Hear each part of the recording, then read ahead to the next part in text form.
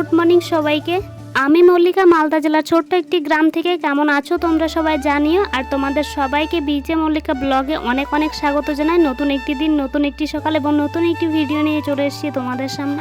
আমার পরিবারে যারা আগে থেকে সদস্য রয়েছে, যারা নতুন নতুন যোগ দিচ্ছ আর কি, তাদের সবাইকে জানাই অনেক অনেক ধন্যবাদ। তো চলো আজকের ভিডিওটি শুরু করা যাক। সকাল থেকেই কিন্তু প্রচণ্ড বৃষ্টি পড়ছে, প্রচণ্ড না টুকটাক পড়ছে, কিন্তু সারা দিন আর রাত এইভাবেই কিন্তু বৃষ্টি পড়ে যাচ্ছে। বৃষ্টির মধ্যেই কিন্তু আমি ভাতটা করে নিয়েছি। আর এইদিকে কি ঢাকা দিয়েছি বলো তো? চলো ফুলজা সিমসিম, এই যে দেখো কি বেরোলো বলো তো। এদিকে মশলা করে রেখেছি, তার সাথে করেছি এইদিকে আলু কেটে নিয়েছি আর পেঁয়াজ কেটে নিয়েছি। কেন বলো তো? এগুলো কিসের জোগাড় যন্ত্র দেখে হয়তো তোমরা বুঝতেই পারছো। আর এইদিকে কি আছে বলো তো?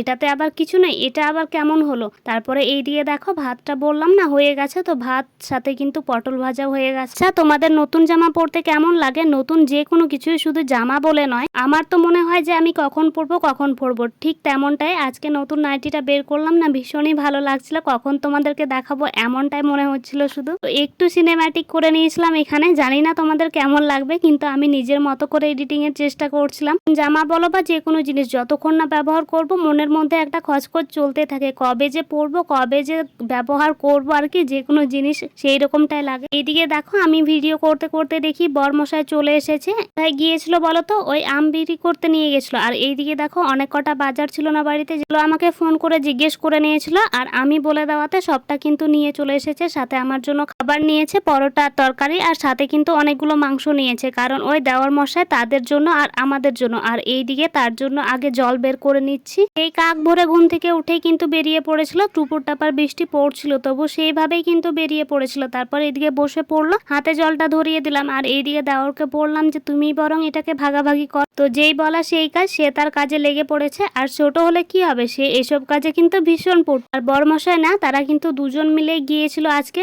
সেই কাক ভোরে ঘুম থেকে উঠে। আর এইদিকে দেখো এখন ভাগাভাগির কাজ চলছে।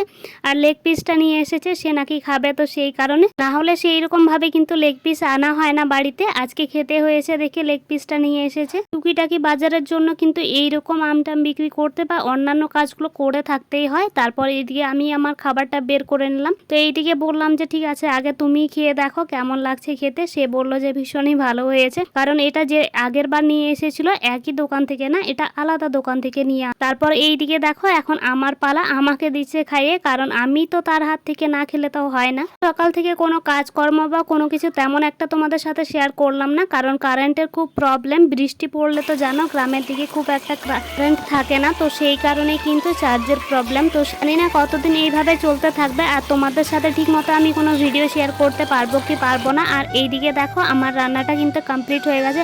আজকে এত যা টেস্টি হয়েছিল, যেটা কোনোদিনও এত টেস্টি হয় না রান্না। চলো চ্যানেলটি সাবস্ক্রাইব করে দিই। এই পর্যন্ত আজকের ভিডিওটি।